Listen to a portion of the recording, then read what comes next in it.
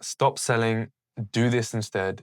In this video, I'm breaking down for you guys my $1 million sales psychology, which has allowed me to close over 7 figures in sales over my career. Now, I'm not going to be giving you guys a magic script or a magic framework or a template. I'm going to be breaking down fundamentals that you guys can use from today and apply it not only in sales, but in every aspect of business moving forward. Now, just to give you a bit of context, I've personally been a closer, I've sold cars, I've sold solar, so I've been in sales for a minute. And just to show you some proof, my sales journey is well documented on my LinkedIn. So I used to do a lot of posting on LinkedIn. For example, here is a post that I had on LinkedIn, another one on LinkedIn. You can check it out. Here are some payout screenshots. 1 month earning almost £9,000, £6,000, 6K, a couple of other payouts here. This is me back in the day selling cars, the good old days. I used to sell cars in the winter time in the UK. It was absolutely brutal. As you can see, there's a uniform there. That's me amongst the top of the leaderboard on the car dealership sales team. Now, guys, like I said, I'm not going to be showing you guys a script or a template or a framework. I never did that. I never used anything along those lines because I believed in something very different, something very philosophical that we will go into. Um, but first things first, what most salespeople don't realize is that scripts aren't going to close you deals. Frameworks aren't going to close you deals. Neither are word tracks and neither are objection rebuttals. The climate of the sales space today, especially closers, is a lot of these closers are buying these $2,000, $3,000, $5,000 programs. They're getting taught these scripts, frameworks, rebuttals, and they're just being shipped out. It's like copy and paste, copy and paste, copy and paste. A lot of these closers are the same. And unfortunately, because I manage sales teams now, for those who don't know, I run an info agency. So I manage sales teams and I hire and close setters. I hire and train closers and setters pretty much every single day, right? So I know that the level of quality in the market right now for closers and setters is absolutely atrocious. It's literally at ground zero because of all of these programs from people who don't really know how to sell, unfortunately. Um, so a lot of salespeople think, okay, I'm just going to use this script, I'm going to use this framework, and I'm going to be fine. But that's not actually what close deals. What actually does the closing for you is your internal state, right? And in this video, I'm breaking down for you exactly what an internal state is, how to improve it, how to make it optimal for you to actually start closing more and more sales so you can start achieving your goals and hitting your revenue targets, etc. This is not just for salespeople. This is for business owners who are hiring closers and setters just like myself. So you need to see what essentially distinguishes an A-player closer from a C player, which we'll go into a second. So in this video, I'm showing you the exact mechanism of how I went from a shy, introverted kid to a $1 million closer, right? And this will literally explode your close rate. Give you a bit of context. Growing up, I always was the shy kid, the introvert. I never really enjoyed talking to people and never really thought that was me. But I used this small shift in my internal state to allow me to become an absolute sales machine, right? And there's one thing you guys need to understand, or two things you guys need to understand, right? There's two boxes here, right? Box one, I have the C player closer, the low leverage closer. Unfortunately, a lot of closers nowadays fit in within this box, right? They're focusing on scripts and word tracks. They're operating from low frequencies, such as need, fear, and scarcity. They're attached to outcomes, and they have commission breath. Like we've all heard of the cliche car salesman, which I unfortunately was, selling you on like warranties and finances, but unfortunately it also exists in the high ticket closing space because they're high ticket, money's on the line. A lot of closers, especially starting out, they just want to make money, right? And of course, everyone wants to make money, but they can smell that within your demeanor, within your frequency, within the things you say. So it's so important to avoid commission breath, and I'll show you exactly how to do that later on in this video. Low work ethic, expect perfect leads and princess closes. A lot of closers are trained to only close prospects who have consumed like 18 hours of objection handling material and content and VSLs, and they expect to show up on the call and basically just close them and take payment and have a conversation. Unfortunately, that's a lot of closers' expectations of how to take sales calls. And that completely ruins the industry because the quality of sales calls, so the quality of closers and sales calls actually goes down the drain. And a lot of closers are what we call princess closers, right? They just want perfect leads. They're super, super warm, super, super mature. They're ready to buy. And when they don't get met with that expectation, they cry, they whinge, they don't know what to do in certain situations. So this is what we call a princess closer. And kind of my philosophy, and a lot of people that I train and say, I say, look, There's no difference between a C player closer and a monkey. If I train a monkey well enough to speak English, to read from a script, there is no difference between that monkey and a C player closer, right? Now that might sound crazy, but listen up. Look, a lot of these closers, and look, I've been one myself. This is why I can say this with such conviction and clarity, because I was a C player closer myself starting out on my journey, because I did not know any better, right? The first few offers that I closed on, I didn't understand that I had to work on my internal state. It was all about my limiting beliefs and my mindset, not really, I was just trying to get the best tactic, the tonality, the pacing, and all these other things that I thought would make a difference in my close rate, when in reality, it was just my internal state. So a lot of closers nowadays fit within this box here, right? And you don't want to be hiring a closer, or you don't want to be a closer if you're watching this in this box, right? I'll show you exactly what you should aspire to be. You should aspire to be the A player closer, right? So the A player closer shows up as a leader, operates from high frequencies such as love and abundance. More of this later on in the video. You're detached from the outcome. So regardless if it's a sale made or not, you don't care. You're detached. You often see that, or this is a saying that, when you're chasing a goal, you're chasing, but it seems like it's just getting further and further away from you. But when you're in the state of detachment, when you don't care, when you don't care about the outcome, see that goal you were chasing comes to you, right? I forgot the specific name of the law, but maybe it's the law of detachment. Essentially, the more you chase them, the further away it gets from you, right? The universe essentially rewards when you're in a state of detachment, because it doesn't reward need. When you're chasing something, it signals to your brain, it signals to the universe, you're in a state of need. You're needing something, right? You're lacking something. So it's the opposite of abundance, which is scarcity. Abundance means you're detached from the outcome. You realize there's so many opportunities in the world, and regardless of what happens, you'll still be fine at the end of the day, right? So it's so important to detach from the outcome. Also, believe and confidence in the offer and themselves. This one A play closer has super, super important. And it closes make shit happen. The word closing, right? As a closer, I'll give you an analogy. For those of you who watch football or soccer, you are the striker, right? You are at the front lines and you're responsible for putting the ball in the back of the net. You're responsible for scoring the goals.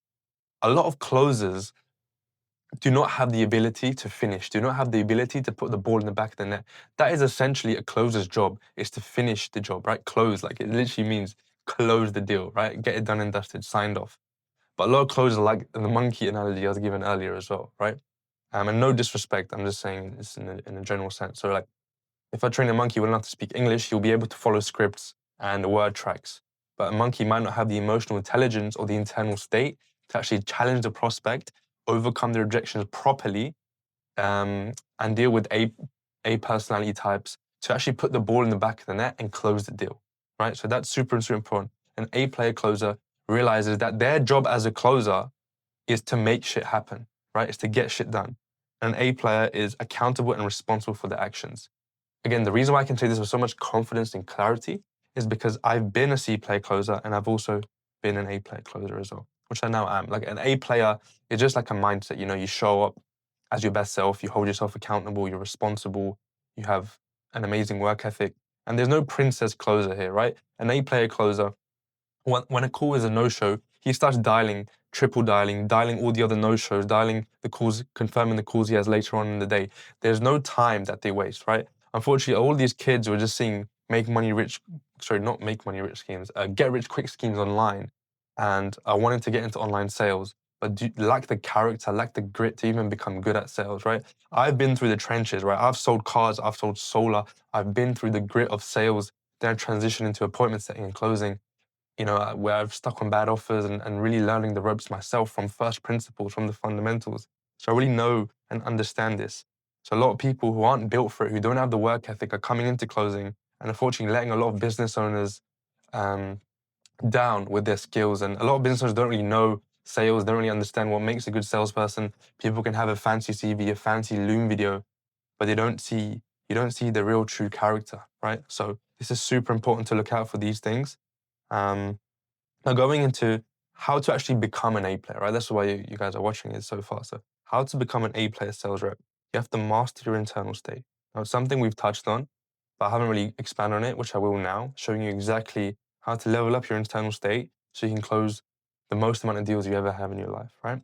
So when you master your internal state, here's what changes, right? You stop chasing, right? Like I said, you detach from the outcome. You stop convincing people to buy. You don't need to convince anyone to buy from you. They simply come to you, attract the sales. It might sound, woo-woo spiritual, but trust me, guys, initially I thought this was, believe me, the biggest shift I made was I used to neglect these types of things, these like woo-woo spiritual things. But when I realized like, oh crap, this is literally how reality functions, with our frequencies and the way we perceive reality, it completely flipped the switch for me. So bear with me if I do sound a bit spiritual. When you master your internal state, you also naturally become a leader. You start leading, right? You ask better questions. You go deeper into pain. You don't flinch at objections or fill in any silence, right? You become a master, not by following a script, not by following a framework or a word track, by mastering the self, mastering the internal state. Now, I know it's a big ask, but I'm going to show you guys step by step in 3 pillars exactly how you can do this when it comes to sales. Right, mastery of the self is a lifelong mission, right? But I'm going to show you guys how to do it conducive to your success in sales. So, a bit of theory now for you guys really to understand this. So, sales, all sales is an energy transfer, right? So, prospects feel your state. They feel the emotion more than logic. They feel your certainty and conviction more than the words that are coming out of your mouth, right? A lot of communication is non-verbal. Around 70-80% of communication is non-verbal. So it's it's your tonality, it's your conviction, it's your confidence, it's your energy, your frequency, your state. This is why it's so important to master. Because if 20% are the words that you're saying, so the scripts, the word tracks, the rebuttals, and 80% is your internal state, internal state has infinitely higher leverage than any word track or script that you do, right? So it's so important to focus on this. Whereas what most salespeople do is instead of focusing, so if I have an 80-20 principle here, they're always just focusing here. They're always focusing on the scripts, on the word tracks, on the rebuttals, on the objection sheets, but you should be focusing here, which is your internal state. So we're going to go into exactly how to level this up in just a second. So do you think any prospect will buy from you with a low frequency energy transfer? Think about it, right? High ticket sales is high stakes. You can potentially change someone's life, right? A lot of money on the line. Do you really think that someone will make the best decision for themselves in a state of low frequency, right? And if your prospect feels your state, if you're in a state of fear, if you're in a state of seeking validation, if you're attached to the outcome, if you're in a sense of need, your prospect will feel that and will reflect your state. So if your prospect is in a state of fear and need and low frequencies, do you really think they're going to make a decision which benefits them at the highest level? No, right? They need to be in a state of high frequency. They need to be in a state of love and abundance and understanding for them to make the best decision on themselves. And it starts from you. Because like we said here, all sales is an energy transfer, right? So you need to be transferring high frequencies to your client. I know this sounds crazy, this sounds woo to some people, but believe me, once you understand this, your reality will shift. It will change, right? So if they're making a life-changing decision, they need to make it from a high-frequency decision for them to make the right decision on the call, right? It's super, super important for you guys to understand this. And I'm going to break it down for you here. So some of you would have seen this, some of you would have not. Essentially what this is like a map of your consciousness and all the emotions and how frequencies relate to it, right? So as you can see on the left here, are just names of some emotions, right? So for example, we have shame at the bottom, guilt, apathy. And as you can see, this is like a scale going from lowest frequency to highest frequency, right? So at the bottom of the bottom, we have shame, guilt, apathy, grief, fear. These are emotions that we feel, which bring our level of consciousness down, right? So this is our frequency. When we're in fear, when we're in grief and guilt, our frequency is functioning essentially at the lowest levels of human consciousness. So we make the worst decisions, we don't think clearly, and we're not connected with our higher selves, right? Unfortunately, society is now programmed, and again, not to go too woo, we live in a world where a lot of people function in perpetual states of fear, perpetual states of shame and guilt, anger, desire, want. This is essentially how our society is wired, unfortunately. And again, that's a topic for another day, not going into that too much right now. But we don't care about that. We want to function from the highest states of human consciousness. This is your internal state right here. I'm mapping your internal state. You need to be functioning from a state of love, from a state of joy, from a state of peace. And once you start actually feeling these emotions and functioning from this high frequency, this high internal state, your whole reality will shift. Not just in sales, but with everything you do, your business, your work, your relationships, your health. So it's super, super important that you change your internal state and start feeling these emotions. Now, Tariq, how exactly do I change my internal state? You've been talking about this. Again, right now I'm going to be breaking down in 3 simple steps how you guys can do this. But before we do, I want you guys to understand this at a deeper level. Now, as some of you may want to know, I studied physics at one of the best universities in the UK. And what we learned was a simple equation or a relationship called the Planck-Einstein relation, right? So essentially, should be a lowercase f. Essentially, energy is directly proportional to frequency. Now, not to get too sciencey, but essentially what this means is the higher frequency something is, the higher energy it also has, right? So by universal law, by nature, the higher frequency you are on the scale of human consciousness, if you're a function of peace and love and joy, the higher frequency you are, the higher energy you also emit. Now, what did I say sales was? Sales is merely an energy transfer. So if the higher frequency that I function at, the higher energy I emit, the greater chance I have at making the sale because the more energy I'll transfer, given this equation here, sales equals energy transfer. So using this universal law, guys, these are fundamentals, these are principles which stand the test of time, right? This is not some tactic, this is not some guru script or anything. This is a fundamental law of nature of your own reality. And once you understand, you can materialize and start to change the world in the way you want to. So energy is directly opposed to frequency, function in love, peace, joy, enlightenment. Again, it's a lifelong journey to get there. That's the goal for all of us. But be wary. Now, essentially what I've done is I've built awareness for you guys. Now you guys are aware of internal states and frequencies. How do we actually change it? Now, there are 3 pillars of changing your internal state. And 3 pillars. We'll go into that now. So pillar 1 is your identity. And now, if you're going to sales calls feeling like you're not good enough, craving validation, feeling fearful, like stop, you've already lost, right? And the reason I can say this with so much clarity and confidence as well is because I was that guy myself. I was the closer who picked up a script, who bought a course, who jumped on sales calls, not feeling confident in myself and just hoping for the best, right? And I tell you now, that was a horrible feeling. I burnt out. I hated taking sales calls. I was honestly afraid. I hoped people didn't show up, right? And that's not essentially a state that you want to be um, in anything really, especially in sales, right? But the elite closers, and one thing I realized once I mastered my internal state, is I don't hope they close. I don't pray for a close. I got on the call and expected to lead, right? I showed up as my best self, and I told myself that I'm coming on this call today to lead this prospect to make the best decision for themselves, right? That's all. Changing the state, right? Changing the framing of the whole call, the personal framing I had, right? When you adopt the identity of someone who leads, right? When you change your identity, it has the ability, and when you understand that you have the ability to change lives and that you'll always be in control with that frame, right? Because on sales calls, people have come to you, they've come to the influencer or whoever's selling, and they've booked on a call onto your calendar. So you'll always be in the state of higher control, essentially, right? Because they need something from you. No matter what type of personality they are, you'll always be in a state of control if you understand that the prospect's on the call because they want something from you. You have something that they need. And when you understand that, you will always maintain a frame where you can remain in control.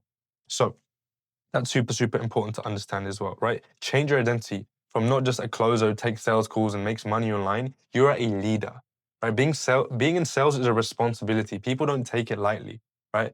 People take it too lightly, in fact, right? You are responsible for changing people's lives, literally. Like you have a huge responsibility, especially high ticket sales. You have big stakes on the line, a lot of money, and also a lot of potential to change, right? So build a new identity of yourself as a leader. And what's so important as well, you must show up like a leader in every single aspect of your life, right? How do you expect someone how do you expect someone to overcome their objections and for you to help them overcome their objections when you don't hold yourself to that high standard in your own life anyway?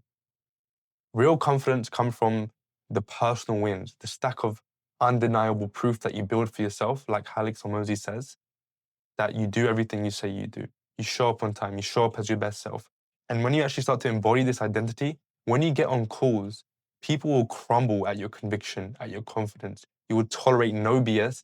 And that's the frequency where true closing and true, life-changing decisions are made, right? So how do I build this identity, right? So you keep promises to yourself daily. Every single thing, if I'm going to go to the gym, if I'm going to do this, if I'm going to do that, you keep promises to yourself and you do not break them because you need confidence within yourself, right? When I started closing, I was slacking, I wasn't waking up on time, I was eating the wrong stuff, I wasn't consistent in the gym.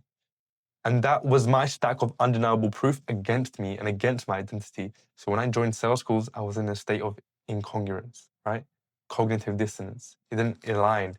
We need to align, guys. This is how we work at fundamental level. We need our identity and our reality to align. And once we do that, we unlock, um, hidden essentially secret of the universe. Now, train your body, your gym, your posture, your breath. I did a lot of breath work when I was closing, really calm the nervous system down because I had to deprogram all of this fear and anxiety around sales calls within my own nervous system because of the programming that I went through. I literally had to change my whole identity and physically as well, right? Visualize success before calls, visualize helping people, visualize closing a deal, overcoming their objection. Don't tolerate BS from yourself first. Don't tolerate BS from yourself first before you tell others. What I was talking about before, the point I made. How can you expect people to overcome or for you to help people overcome their objections when you don't hold yourself accountable in your own life, right? How can you hold other people accountable? Confidence must come from within, right? Prime your identity before every call with a pre-call mantra. Now, one thing that absolutely changed the game for me, and I don't like tips and tricks, but one thing that I'm telling you changed the game for me was having a pre-call ritual, a mantra, something that I said to myself to tell my brain, to tell my nervous system, okay, I'm in the zone, right? Like I'm embodying this highest version of myself and I'm ready to change someone's life. Super, super important, right? I don't know if you guys know someone called Nero Knowledge, but he has this saying, right? He says frequency first. He says frequency first, and he says action later. So essentially what this saying means is what's more important than the action is the frequency and the internal frame you have before you even take it, right? So essentially, what this pre-call mantra should be is you should tell your mind, your body, physically, mentally, spiritually, that you're in the zone now. You should set your frequency. Remember what I said, you should have love, you should have joy and peace. You should take calls with being detached from the outcome. So you should say to yourself, lean into that new version of yourself. I tell a lot of new salespeople that when they start selling, is to craft a new identity, craft a new version of yourself. And whenever you join a sales call, whenever you're on the phone or whatever it is, lean into that person, lean into that new version of yourself, right? That's exactly what I did. I was an introvert, I was a shy kid, I didn't like talking to people. I had to build a new version of myself for me to get good at sales, a new identity, and I leaned into it, right? And this is how I leveraged all of these, mechanisms and psychology to win, ultimately. So I lead conversations, I belong here. I'm the guy who changes people's lives for the better, and I do not tolerate BS, and I hold people accountable. Say these things to yourself, read them out loud, right? Affirm them to your own identity, to your own self. And again, I know it sounds cringy, but believe me, guys, just try them for the sake of it. Please, it's going to change everything for you when it comes to actually having that right frequency, that right mindset when it comes to sales. Now, pillar 2 is belief. So pillar 1 we've covered here is identity. Pillar 2 is belief. You must believe and have full confidence and conviction in 2 things, right? Number 1 is your offer, super important, right? If you're selling dog water, if you're selling a scam and you have morals, right? Just go, like, leave the offer, find an offer which actually changes people's lives, because I'm telling you, and I'll show you guys an example in a second, the power it has is immeasurable, right? So you must believe and have full conviction in what you're selling. If you're selling a scam offer, leave, it's never worth it in the long run. So look for offers, or if you're an offer on yourself, build testimonials, so when closers do come onto your team, they have that internal confidence, they can build the confidence from within before they show externally on calls.